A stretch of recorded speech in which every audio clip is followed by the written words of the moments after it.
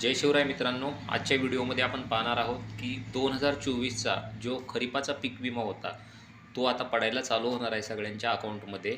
तर तो कोणाकोणाला मिळणार आहे, तर त्याचे कॅल्क्युलेशन किती झालेलं आहे, प्लस तुमची पॉलिसी रिजेक्ट तर झालेली नाही आहे ना. तर ह्या सर्व गोष्टींची जी माहिती आहे त्या व्हिडिओमध्ये आपण पाहणार आहोत. चला तर मित्रांनो, व्हिडिओला सुरुवात करूयात.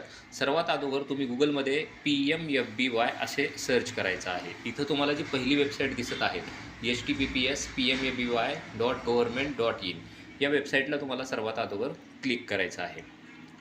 आता ही भारत सरकारची भारत सरकारची विम्यासंदर्भातली वेबसाईट आहे.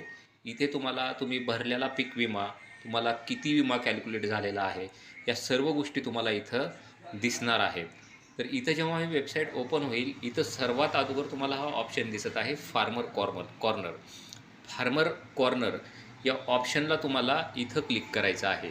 आता इथं तुम्हाला दोन ऑप्शन दिसत आहेत. लॉग इन फॉर फार्मर म्हणजे जे हिरव्या कलरमध्ये दिसत आहे त्याला तुम्हाला इथं क्लिक करायचं आहे.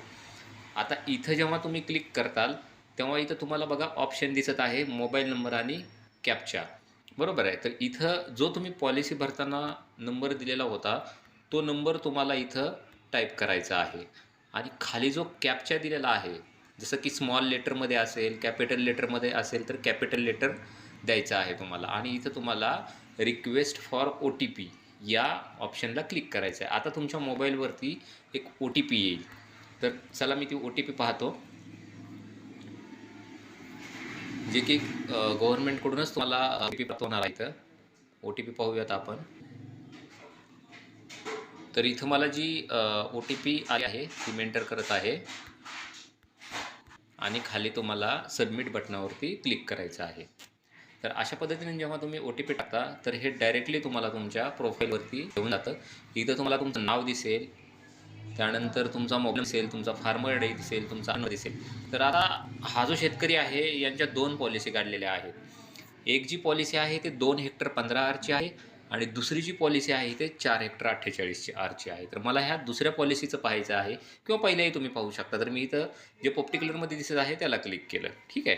तर इथं खाली तुम्हाला त्यांचे सगळे डिटेल दिसत आहेत, जसं की तुम्ही ॲप्लिकेशन नंबर पाहू शकता आणि कुठल्या कंपनीची ICICI लोम्बार्डची ही पॉलिसी आहे. आता थोडंसं मी पुढे घेत आहे. 4 आता सम इन्शुर्ड 2,59,840 अशा प्रकारचा इथं विमा देण्यात आलेला आहे. शेतकऱ्याचा जो हिस्सा होता तो 5,196 रुपये आलेला आहे.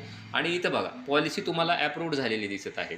तर सर्वात अगोदर हे तुम्ही चेक करायचं आहे की तुमची पॉलिसी ॲप्रूव्ड झालेली आहे का.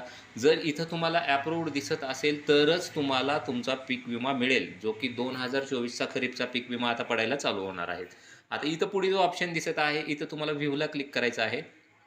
या ऑप्शनमधून तुम्हाला तुमची पॉलिसीचं जो पीक विमा आहे, जो की कॅल्क्युलेट झालेला आहे, तो किती कॅल्क्युलेट झालेला आहे आणि किती पीक विमा तुम्हाला मिळणार आहे हे ते तुम्हाला लक्षात येणार आहे.